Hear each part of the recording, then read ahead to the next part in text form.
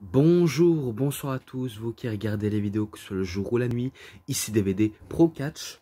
Et aujourd'hui, je vais encore m'attaquer sur un coffret de Raw, mais sur un anniversaire. Donc oui, les 15 ans d'anniversaire de Raw, avec les meilleurs matchs de 1993 à 2008. Voilà, au moins vous savez bien.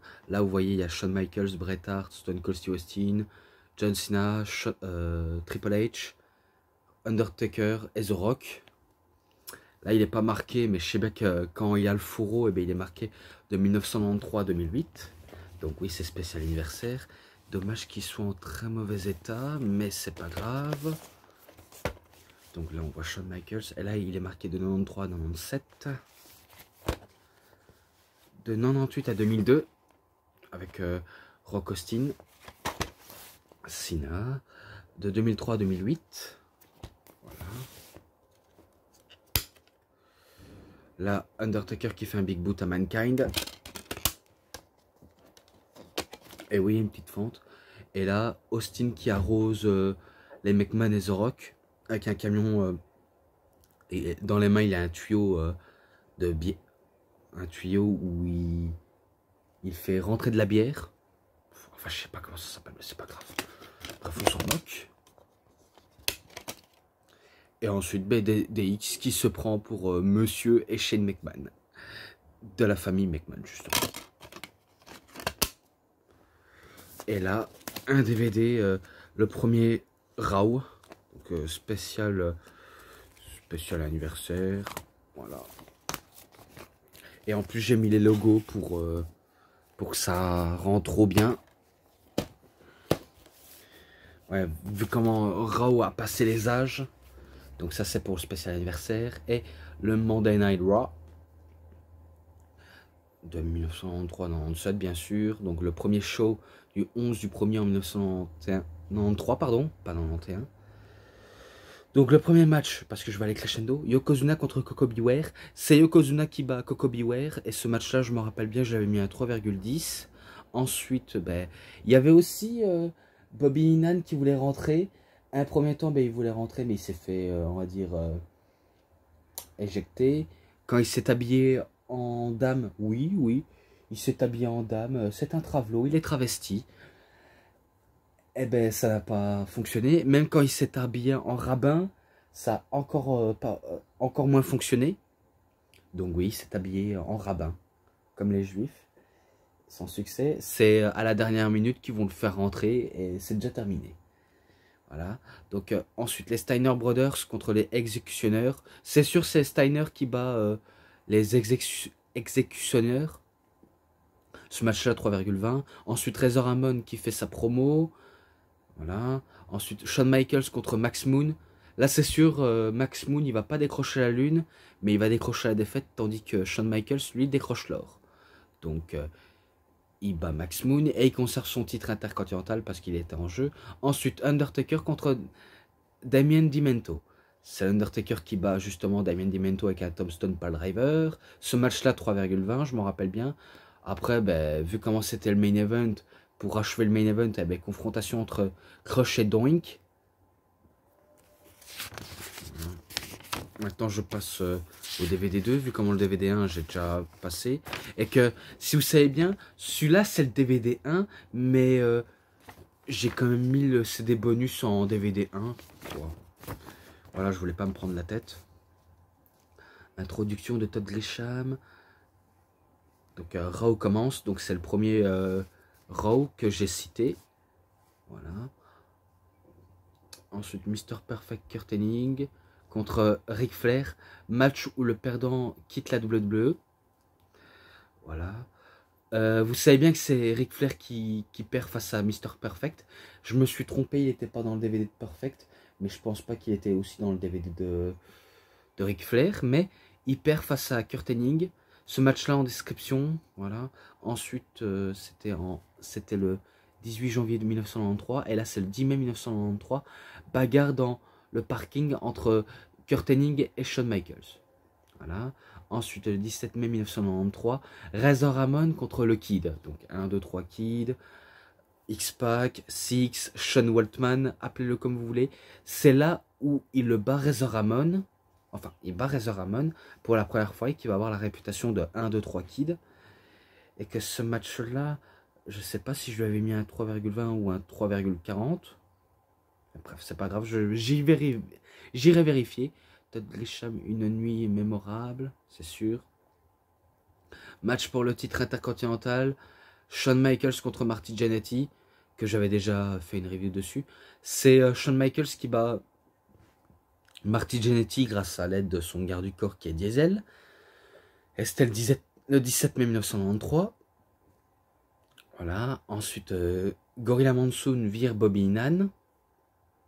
Voilà, j'ai pas trop grand chose à raconter, si ce n'est que le 6 décembre 1993. Ensuite, match pour le titre de la WWE, Bret Hart contre 1, 2, 3 Kid. Un premier temps, Bret Hart il va remporter le match, mais que pour lui, cette victoire n'est pas méritée, vu comment le Kid avait mis un pied dans les cordes. Et bien sûr, la négligence et la naïveté de cet arbitre qui est Earl Hebner ne voulait rien entendre. Il a fallu que Bret Hart le fasse entendre raison à plusieurs reprises. Et du coup, ben, le match va être relancé. Et là, il va battre le Kid avec le sharpshooter. Et qu'après, ils se prennent dans les bras en se faisant un câlin, et en célébrant là, avec la foule. Donc ce match-là, si je me rappelle bien, je lui avais mis un 3,50. C'était le 11 juillet 1994, pardonnez-moi.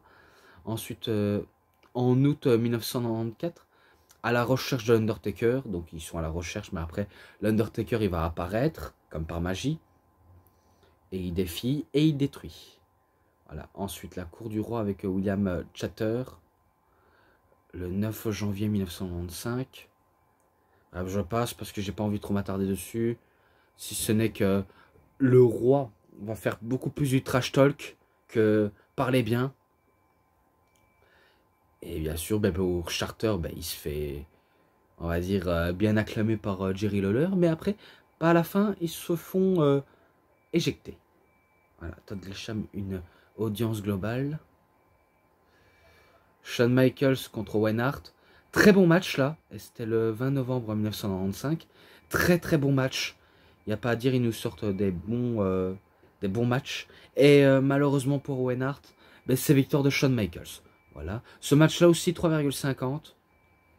Voilà. Ensuite, Vader attaque le président de la WWE, Gorilla Monsoon. Alors Gorilla Monsoon, il faut savoir que lui c'est le président par storyline. J'allais dire par intérim, mais non, c'est par storyline. Et que le vrai président, ben, vous savez bien que c'était Monsieur McMahon.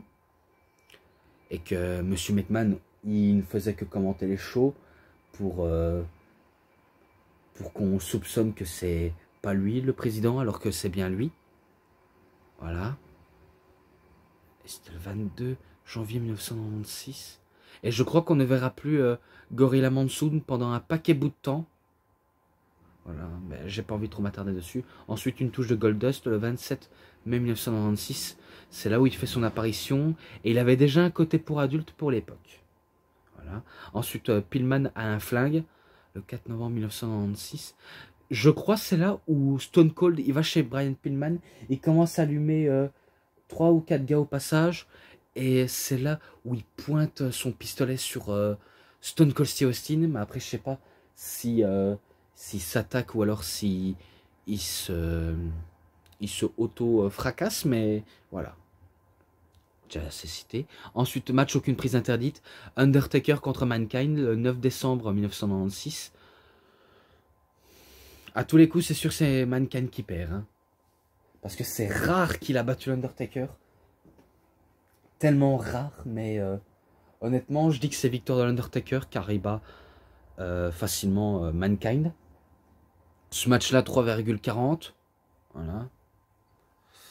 Je continue. Shawn Michaels perd son sourire. Donc oui, il perd son sourire le 13 février 1997. Donc à I Lost My Smile.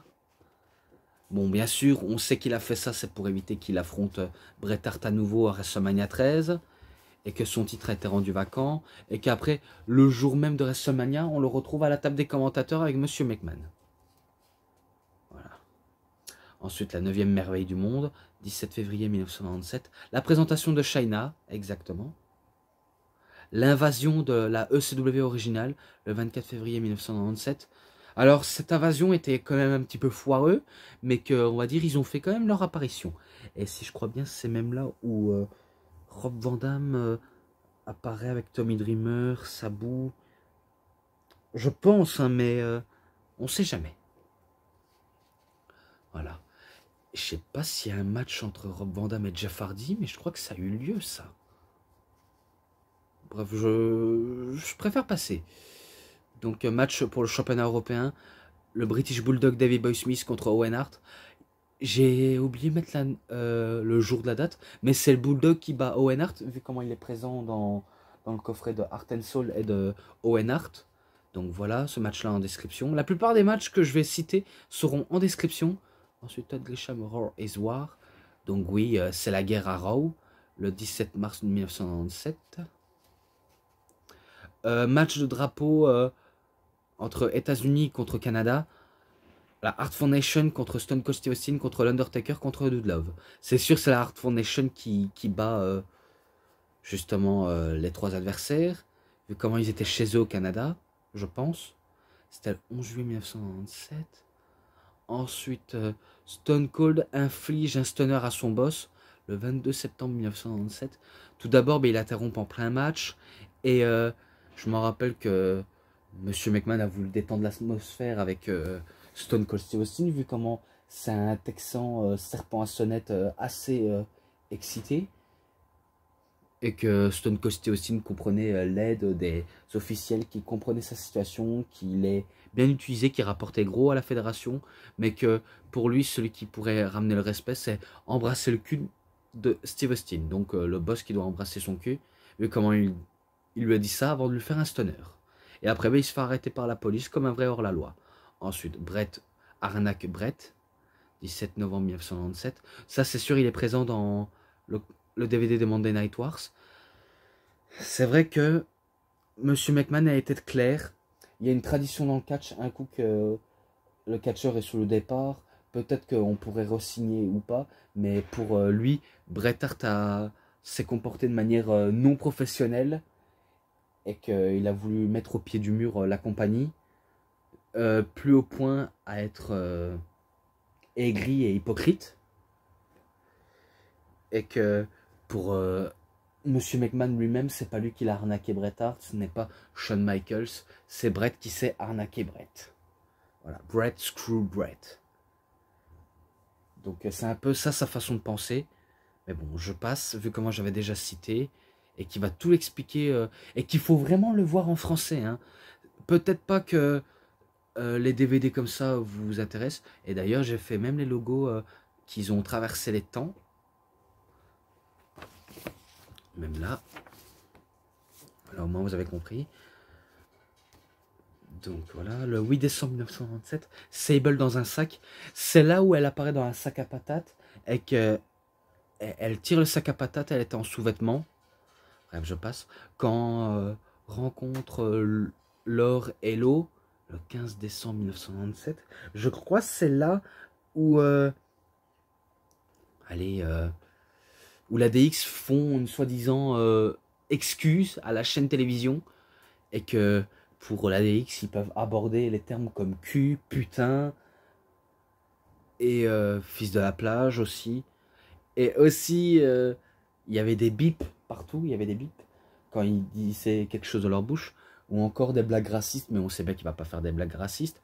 Après, quand Hunter a terminé, c'est autour de Shawn Michaels, et qui dit « On vous rassure, on n'a pas couché avec la secrétaire. En vrai, on l'a fait toute la nuit. » Donc, Noël avec des X, le 22 décembre 1997.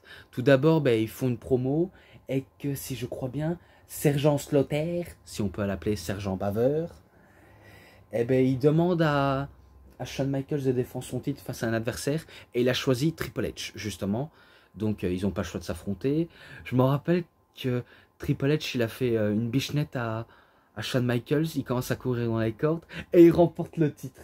Et après, on sent qu'il est ému. Il est tellement ému. Et du coup, il célèbre sa victoire avec son meilleur ami, tout en disant à Sergent Slaughter, on t'a bien eu. Voilà. Donc voilà, c'est terminé. Maintenant, je passe au DVD 2. Todd Grisham, un phénomène mondial. Donc Iron Mike Tyson contre, enfin, Steve Austin, le 19 janvier 1998. C'est là où Mike Tyson fait son apparition à Raw et qui remercie les fans. Bien sûr que Monsieur McMahon l'a invité, à part là, sa place aussi. Et c'est là où Steve Austin arrive, parce qu'il n'apprécie pas de voir ce boxeur dans son ring de catch. Et que Steve Austin le fait rappeler à Mike que ici ce n'est pas un ring de boxe, c'est un ring de catch. Et qui disait même à Monsieur McMahon, si tu parles encore, je te jure, je te casse la figure. Donc il lui promet de lui faire du sale. Et si vous connaissez Mike Tyson, vous connaissez, vous savez bien que c'est l'homme le plus dur à cuire de la planète, vu comment il se fait appeler bien avant Ronda Rousey, The Badass Man of the Planet. Et que Steve Austin, lui, se fait appeler le plus gros FDP dur à cuire de la planète. En plus, c'est vrai, il se fait appeler comme ça. Et que si vous connaissez aussi Mike Tyson, vous savez bien qu'il est connu pour avoir mordu l'oreille de Evander Holyfield lors d'un match de boxe. Et aussi, il est connu par la justice américaine et beaucoup de scandales qu'il avait fait. Voilà, donc c'est là où Austin le confronte, il le prend un peu comme un ennemi. Et je me rappelle qu'il lui a fait un double fuck. Pas la référence à la Caris, mais il lui fait un double fuck. Et c'est là où il commence à avoir une embrouille. Et que les officiels, heureusement qu'ils étaient là pour séparer les deux hommes. Voilà. Ensuite, Flash Spindler de DX. Ah oui, c'est là où ils montent leur cul. Ouais, alors qu'ils portaient un string et c'était le 2 février 1998. Ouais, donc en gros, ils montent leur cul. Ensuite, Kunt chute dans les poubelles, pardon. Le 2 février 1998. Encore le 2 février. Donc c'est là où Mankind, ben, il va dans la benne à ordures. Mais que les New Age Outlaws poussent la benne à ordures de la rampe pour qu'il s'écrase au sol. Voilà. Ensuite, la formation de la nouvelle DX le 30 mars 1998. Donc là, c'est Triple H qui prend les règnes et qui accueille X-Pac et qui revient. Donc X-Pac, on va dire, il ne s'est pas remis de, on va dire, la soi-disant mauvaise utilisation qu'il a eue à la WCW. Donc il en veut perpétuellement à Eric Bischoff et à Hulk Hogan. Oui, à l'époque, on pouvait se faire des shoots verbales à la télévision, vu comment les Monday Night Wars, c'était les trucs et moments phares. Et que un truc que je sais pas si on va le revoir, mais en tout cas, c'est vrai que ça manque. J'ai déjà dit l'année. Ensuite, Steve Austin contre Monsieur McMahon, le 13 avril 1998. Tout d'abord, ben, je me rappelle que Monsieur McMahon gifle Steve Austin et qui prend le micro en disant à Steve Austin, tu as dit que tu peux battre Monsieur McMahon avec un bras dans le dos, avec un bras attaché dans le dos. Donc il avait tout prévu. Une corde, il le fait attacher une main dans le dos et on se dit ouais ben, ça va être facile pour Steve Austin vu comment il est capable de battre à n'importe quel moment, même avec un bras attaché. Et c'est là où Dude Love arrive. Il voulait faire un mandible claw à Monsieur McMahon, mais c'est finalement à Stone Cold Steve Austin. Donc le match n'a pas, on va dire, réellement commencé, si je peux me permettre. Voilà. Ensuite, DX envahit la WCW le 27 avril 1998. Je me rappelle qu'il y avait la DX, il y avait les fans, et qui font même aussi le geste de suck it devant la police, et que la police font aussi le geste de suck it. Certes, ça n'a pas fonctionné. Ça n'a pas fonctionné, cette tentative d'envahir la WCW, vu comment la WCW avait fermé porte de garage et porte d'entrée. Ça n'a pas fonctionné, mais c'était une bonne guerre. Voilà. La nation est des X. Donc la nation des X, ça veut dire qu'ils sont en nombre, pardon, le 16 juillet 1998. Et qu'ils vont dominer justement Raw. Ensuite, Zaboni 3-16. C'est là où Stone Cold Steve Austin était sur le pont. il avait volé le titre intercontinental et il avait dit à The Rock, tu vois cette ceinture, va la chercher dans le canal ou dans la rivière et tu auras besoin d'équipement, une bonbonne de gaz, des lunettes pour mieux voir sous l'eau. Même s'il n'y a pas d'oxygène dans la bonbonne, je m'en fous. Donc il en a rien à foutre. Et que tiens un téléphone et appelle-moi dès que tu l'auras trouvé. Voilà, donc je poursuis. Et c'était le 28 septembre 1998. Ensuite, Todd Grisham, relation de haine. Les débuts de Monsieur Soko. Donc c'est là où Mankind, il a le Monsieur Soko à sa disposition. Et c'était le 5 octobre 1998. Ensuite, la courvette au ciment de Monsieur McMahon. Donc c'était sa voiture qui se fait cimenter, qu'il est à l'intérieur, je crois. Ouais, le 2 octobre 1998. Ensuite, Bang 316. C'est là où Steve Austin va prendre en otage Monsieur McMahon et qu'il avait un flingue avec lui et que Monsieur McMahon croyait qu'il allait être mort ce jour-là. Et bien, il le tire, enfin, il appuie sur la gâchette, Steve Austin, et qu'est-ce qu'on voit apparaître? Un bang. Un drapeau où il est marqué Bang 316 et c'est même là où Monsieur McMahon s'est pissé dessus et qui se reçoit un stunner. Donc 19 octobre 1998. Ensuite le 4 janvier 1999, Mankind gagne le championnat de la WWE. Alors ce n'est pas un match mais c'est un saignement comme quoi il remporte le titre. Voilà, c'est assez sympa. Ensuite le 22 mars 1999, le champion, enfin le camion de bière de Stone Cold Steve Austin. Ah oui! C'est là où il arrose les McMahon et le The Rock. Voilà. Ensuite, 19 avril 1999. Monster Truck contre Citadine. Ouais, donc en gros, la voiture de location de The Rock. Et que Stone Cold roule sous sa voiture. Et qui s'affrontent même. Où est-ce qu'il y a le trou comme si c'était un cimetière, mais sauf que ce n'est pas un cimetière. Voilà. Donc, Menstre et Pussy versus The Stogest. Je pense pas que c'est un match, mais je crois que c'est un saignement. C'était le 10 mai 1999.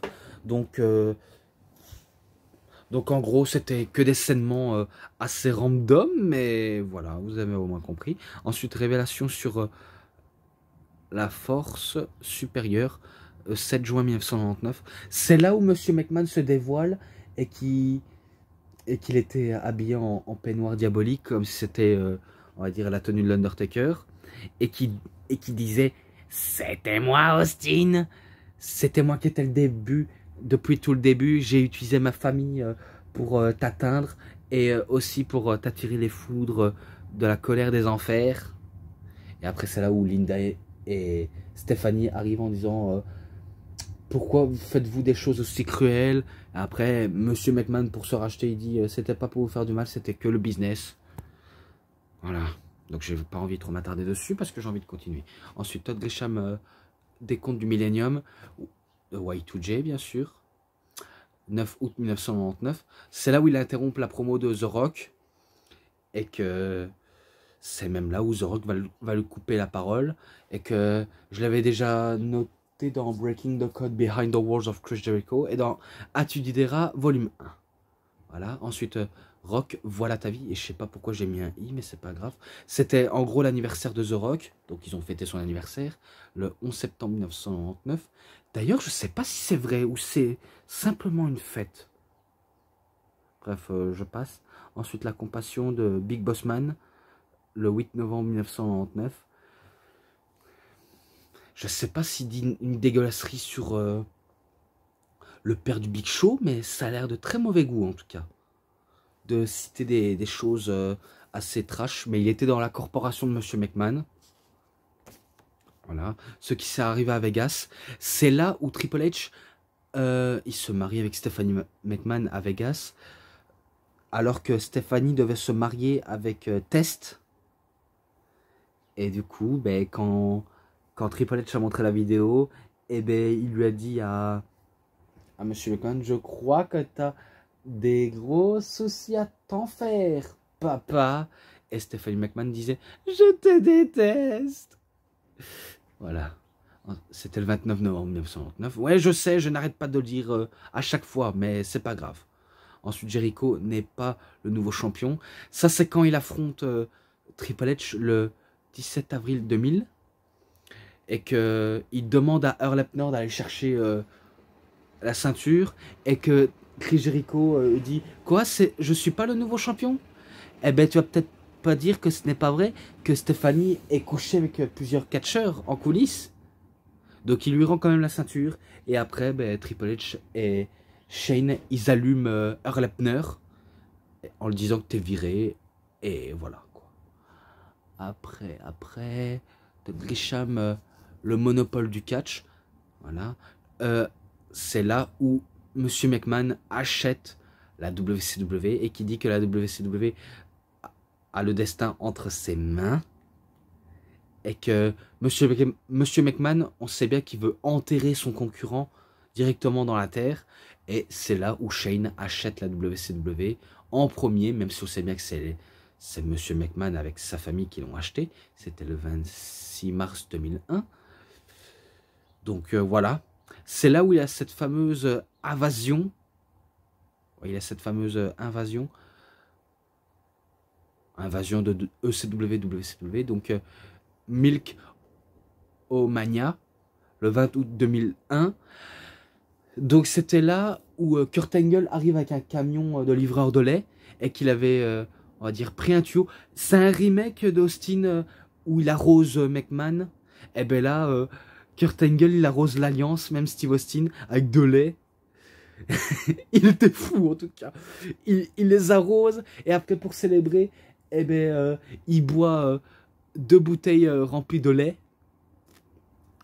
Voilà. Ensuite, le retour de Triple H, le 1er janvier 2002, pas 1900. Donc c'est là où il fait son retour et il était très ému, il était, on va dire, peut-être sur le point de pleurer pour le point de son retour. Et que c'est là où Kurt Angle lui gâche la fête, mais que Triple H ne va pas se laisser faire.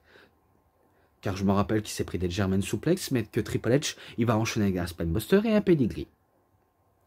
Ensuite, le passé rencontre le présent. Le sainement entre Hogan et Rock. Honnêtement. C'est là où les deux font face à face. Et que Hogan disait à The Rock, prépare-toi à te faire botter les fesses à WrestleMania. Et je te souhaite bonne chance car tu en auras besoin. Et c'est là où le Rock dit, pas autant que toi, frérot. Avant de lui glisser un Rock Bottom. Donc oui, c'était le 18 février 2002. Voilà, je sais. Une unité de 2 mondes, Bischoff embrasse Vince, le 15 juillet 2002. Donc oui, c'est là où Eric Bischoff fait, on va dire, son apparition à la WWE. Et qu'il fait un câlin à Vince McMahon comme si c'était de meilleurs potes. Même si j'ai vu que c'était vraiment de la lèche. Non, honnêtement, moi je le vois comme ça. Je dis pas pour articuler ou argumenter ou contredire. Non, les faits sont là, c'est plutôt de la lèche. Voilà. Donc voilà, fin pour DVD 3. Même si j'étais passé au DVD 1 qui est un DVD 2 et que là c'est le DVD 2 que j'ai mis en DVD 3. Maintenant je passe au DVD 3 qui est un DVD 4. Je sais pas si vous arrivez à me suivre, mais c'est pas grave. Voilà. Todd Grisham dans les coulisses de Raw. Donc voilà. The Rock en concert. Donc c'est là où le Rock fait un concert et qu'il commence à humilier les gens dans la salle. Et que c'est là où Steve Austin arrive, il lui gâche son concert. Voilà. Et c'était le 24 mars 2003. Ouais, je sais, il y a un point gris que j'aurais pu, on va dire, le mieux gommer, mais j'ai pas fait, mais c'est pas grave. Ensuite, le 23 juin 2003, Kane se démasque. Vu comment il avait perdu le match pour le championnat du monde poids lourd face à Triple H, eh ben, Eric Bischoff lui avait fait un ultimatum à Kane que s'il perdait, il devrait se démasquer. Malgré qu'il se fait attaquer par l'Évolution et l'aide de Rob Van Dam, il n'aura pas le choix de se démasquer. Et c'est là où il allume Rob Van Dam. Et que c'est là où le Big Red Monster est né. Même si la Big Red Machine était déjà là. Chaise musicale avec Eugène, le 5 juillet 2004. Là, c'est sûr, Eugène, il s'amusait bien. Il s'amusait comme un petit fou. Et il adorait.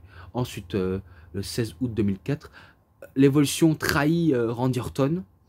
Donc, c'est là où Randy Orton, ben, je sais bien qu'au SummerSlam, il bat Chris Benoit. Et que à Raw, Chris Benoit demande sa revanche. Et il le bat à nouveau. Donc, il bat à nouveau Chris Benoit. Et c'est là où il était sous les épaules de Batista. Et que Triple H et Ric Flair disaient « Ouais, c'est bien, gamin, t'as bien réussi ton coup. Vu comment tu as réussi, maintenant, tu vas t'allonger en faisant... » Et après, il dit à Batista de le faire tomber maintenant. Donc, il va le faire. Et c'est là où Triple H, Ric Flair et Batista s'acharnent sur le petit jeune. Ils s'acharnent sur Randy Orton. Et que Randy Orton n'a pas digéré cette trahison. Et qui le gravera jusque toute sa vie dans sa mémoire. Bon, après, il faut savoir, parce que je vais quand même contredire Cinéphile, il faut savoir, c'est que Triple H est à l'origine, certes, de leur formation, dans l'évolution, mais il a aussi insisté à leur évolution. Parce que sans leur aide, Randy Orton et Batista n'auraient jamais réussi à la WWE. Mais ce scènement était sympa, donc je me rappelle que c'était un peu brutal pour Randy Orton, vu comment il était en sang. Bref, c'était dégueulasse de voir quelqu'un qui avait confiance à son maître et qui se fait trahir, même si le maître ne veut pas que ses élèves le surpassent. Voilà. Est-ce que vous êtes prêts pour du catch? Voilà. C'était le 22 novembre 2004. Donc c'était assez bon aussi ce scènement. Ensuite, Batista qui trahit Triple H. Vu comment Batista, il a gagné le Rumble en 2005, il va affronter son mentor, son peut-être idole, mais en tout cas c'est son maître. Il le bat à WrestleMania, il le bat à Backlash, il le bat à Vengeance lors d'un Hell in a Cell. Et oui, il a démoli son chef et il a surpassé. Donc c'est sûr, les élèves ont surpassé le maître. Même si je sais bien que Randy Orton va le surpasser Triple H lors de 2007, 2008 et 2009. Et dans les années qui vont suivre. Donc il n'y a pas à dire, ils nous ont sorti que des bangers. Et que c'est là où Batista, ben, il fait un coup d'accord de linge à Triple H. Et il fait pas ça à travers la table, normale. Avant de signer le contrat de Raw, alors qu'il avait le contrat de SmackDown dans les mains. C'était le 21 février 2005, voilà. Ensuite, Shawn Michaels contre Shelton Benjamin, 2 mai 2005. Ça, je l'ai noté dans les combats les plus mémorables. Putain, c'était vraiment un banger ce match-là. Vraiment, ça a de la gueule. Même si selon Anthony Swizzler, ce match-là mériterait d'être un 5 étoiles. Honnêtement, oui. Oui, je suis d'accord. Mais il y avait, on va dire, pas beaucoup d'histoires à raconter entre les deux hommes, si ce n'est qu'ils nous ont sorti un très grand match. Ça, je peux pas le cacher. Et que c'est Shawn Michaels qui bat Shelton Benjamin qui a switché de musique à la volée. Ouais, que Shelton Benjamin était déterminé. Il veut prouver qu'il peut battre Shawn Michaels, mais c'est le vétéran qui bat le petit jeune, quoi. Ce match-là en description. Vous voyez, il y a quelques matchs, mais il n'y a pas des matchs non plus très nombreux, mais voilà. Et qu'ils ont classé comme les meilleurs moments à Raw. Voilà. Ensuite, Ted Grisham, l'énorme gain des rangs. Gain des rangs. Ouais, bref, je sais pas. Ensuite, John Cena est le premier recruté à Raw. Ça, je m'en rappelle que Chris Jericho faisait une promo lors du Highlight Wheel. Et que il décide, on va dire, du premier draft. Et que John Cena était drafté à Raw. C'était le 6 juin 2005. Alors qu'il était à SmackDown. Donc c'était un incroyable moment lors qu'il s'est fait introniser. Vraiment un incroyable moment. Ensuite, le mariage entre Edge et Lita. Le 20 juin 2005. C'est là où Lita était habillée en robe de mariée. Façon sexy, façon sexuelle. Et que c'est là où Kane, là pour gâcher la fête, eh ben, il essaie d'allumer Edge, mais Edge l'allume, mais il veut se casser. Et on sait bien qu'il va un peu fracasser le décor de mariage et qu'il fait un Tombstone Piledriver sur le curé, donc sur le prêtre. Voilà. Ensuite, Shawn Michaels trahit Hulk Hogan. Là, c'était lors d'un match, le 4 juillet 2005. Donc, je me rappelle un coup qu'ils avaient battu Carlito et qui encore? Je sais plus qui, mais je sais bien que ce saignement raconte comment Shawn Michaels a trahi Hulk Hogan. Ouais, parce qu'il lui fait un switch de musique avant qu'ils ont fini de célébrer avec la foule. Ensuite, Jericho est viré le 22 août 2005 après son match face à John Cena. Donc c'est un saignement où Eric Bischoff décide de virer Jericho parce que selon lui, il n'a pas réussi à battre John Cena pour le titre et que si John Cena aurait perdu, il aurait été viré. Du coup, c'est Jericho qui se fait virer et que c'est là où il se fait, on va dire, virer de l'arène par les gens de la sécurité. Ensuite, Iron Man match, Shawn Michaels contre Kurt Angle, le 3 octobre 2005. Alors, ils se sont battus à WrestleMania 21, ils se sont battus à Vengeance, ils se sont battus lors d'un Dark Match à Raw. Et là, c'est un Iron Man match. Mais je sais pas si celui-là, il est présent dans le coffret de Showstopper Unreleased de Shawn Michaels. Mais putain, ce match-là, il était bon. Hein. Je me rappelle qu'ils étaient à 2 partout et que Shawn Michaels glissait un switch de musique sur Kurt Angle et qu'il avait mis du temps à s'allonger pour faire le tomber. Mais c'était limite du temps.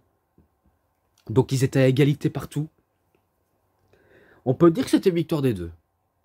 Mais putain, ce match-là, il était bon. Vraiment très bon. Je lui mets, si je ne l'ai pas noté, enfin j'irai quand même vérifier.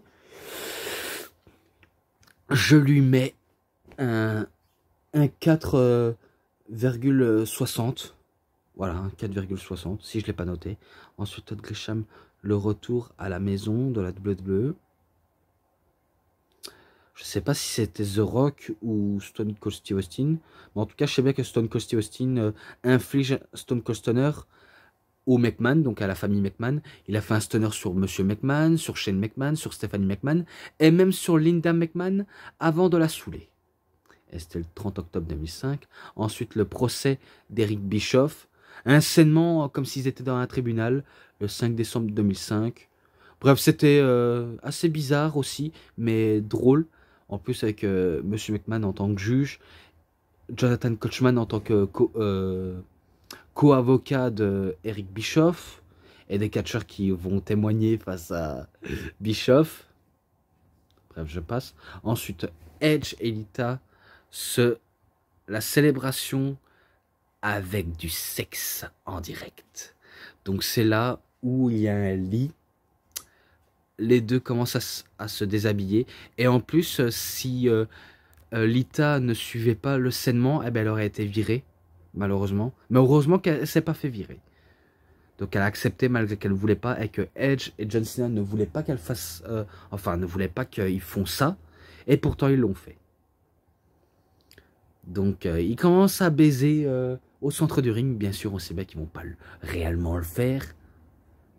Même si on avait vu... enfin, je sais bien qu'il y avait une caméra, mais qu'on voit sur Google, on voyait un bout de sein qui dépassait de la couverture. Je ne déconne pas, hein, c'est comme avec Michelle McCool lors de Survivor Series 2007. Lorsqu'elle commence à faire un retournement du bras, eh ben, on peut voir que son soutif de combat, eh ben, on voyait un bout de sein qui passait. Et que ça me gênait énormément. C'était le 9 janvier 2006, après le New Year's Revolution. Et que c'est là où Ric Flair voulait s'incruster à la fête, mais que Edge se débarrasse de lui en le faisant un concerto. Et que John Cena arrivait pour sauver Ric Flair. Et qui faisait un FU sur Lita. Voilà. Des X se font passer pour Shane McMahon et Monsieur McMahon. 26 juin 2006. Triple H était déguisé en Monsieur McMahon et Shawn Michaels en Shane. Je me rappelle qu'ils ont... Enfin, que Triple H a parlé beaucoup de bits en se faisant passer pour Monsieur McMahon, en disant qu'il adorait les popoles blancs, noirs, jaunes, multicolores, arc-en-ciel. Petit, grand. Parce qu'en gros, il y avait une gimmick comme quoi Monsieur McMahon adorait les mâles. Donc en gros, les mâles, ben, les testicules. Et Shawn Michaels qui dansait comme un gland en disant moi, qu'est-ce que je fais? Je danse, je danse. Et qui monte même un clip où Monsieur McMahon danse sur scène et qui avait les catcheurs qui étaient en train de faire de la musique avec des instruments de musique comme Macho Man en faisant en jouant de la trompette. Hulk Hogan, c'est assez connu, il jouait de la guitare. Et aussi, et que si je crois bien, c'est là où il balance de la merde sur le Spirit Squad, Vince et Shane. Putain, ils ont fait des conneries quand même. Oh, putain. Voilà, ensuite, Edge remporte le championnat de la WWE le 3 juillet 2006. Ça, c'est quand il bat John Cena et Rob Van Dam. Voilà. Après, ben, je passe encore. Match Street Fight. Edge contre Shawn Michaels, 22 janvier 2007. Ça, il est présent dans You Fake Enemy de Edge. Et que si je crois bien, il se fait aider par Randy Orton. Donc, il bat Shawn Michaels. Oui, je le dis direct parce que j'ai pas envie de trop m'attarder dessus. Mais il bat Shawn Michaels. Voilà. Ensuite, le retour de Shawn Michaels. 8 octobre 2007. Ça, c'est quand Randy Orton, il nous dit qu'il célèbre sa victoire à No Mercy 2007 et qui veut que les catcheurs le reconnaissent, que c'est un grand champion. Et c'est là où Shawn Michaels arrive, il allume Randy Orton et pas Shawn Michaels allume Shawn Michaels. Parce qu'alors ils sont deux à s'allumer. Et qu'après, ben, un coup qu'il a fini de l'allumer Randy Orton, ben, il célèbre avec le public. Et Todd Grisham met fin au DVD, donc traditionnel, elle est télévisuelle, tradition télévisuelle, et ça se termine là-dessus, donc fin. Donc, voilà, j'ai déjà assez cité pour ce que j'ai dit, parce que c'était assez long, et j'espère que cette review sur Raw vous aura vraiment plu. J'ai voulu essayer d'aller un peu vite, honnêtement, même si je sais que dans le Raw Beginning, je n'ai pas, on va dire, fait une note globale, et qu'il y avait quelques matchs qui étaient dans le Raw Beginning. Pour ce qui est match, mais il n'y a pas de bonus, c'est que le DVD qui est en bonus, sainement, ensemble, allez, 4,5. 4,5 comme le coffret de Raw Beginning, si je l'avais pas dit. Mais voilà. Au moins, j'en ai fini avec cette review. Si j'ai le temps, je pourrais en sortir le best-of SmackDown de Raw, enfin, best-of SmackDown de 2009 à 2010, voilà. Et que si cette review vous a plu, vous savez ce qu'il vous reste à faire. Likez la vidéo, commentez, partagez, abonnez-vous à ma chaîne, cliquez sur la petite cloche pour avoir plus de notifications des prochaines vidéos. Et moi je vous dis bonne journée, bonne soirée à tous. Au revoir tout le monde pour une prochaine vidéo. A plus les fans de catch.